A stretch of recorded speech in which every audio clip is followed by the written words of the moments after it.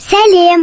Мен Балауса 2025 жылдың 16 сәуірінде алғаш дүние есігін аштым. Сол күн біздің отбасымызға келген ең үлкен бақыттың бастауы болды.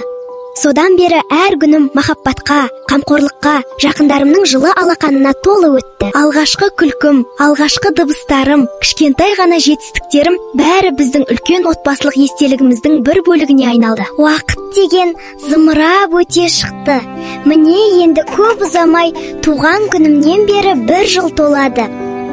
Бұл қуанышты күнді біз ең жақындарымызбен, туған туыспен бірге атап өткіміз келеді. Сіздерді осы бақытты сәтіме ортақтасуға шын жүректен шақырамын. Құрметті қонақтар, сіздерді Балауса қызымыздың тұсаукесер тойына шақырамыз. Өтетін күні 18 сәуір сағат түскі 2-де. Өтетін орны Астана қаласы Балқарағай мейрамханасы.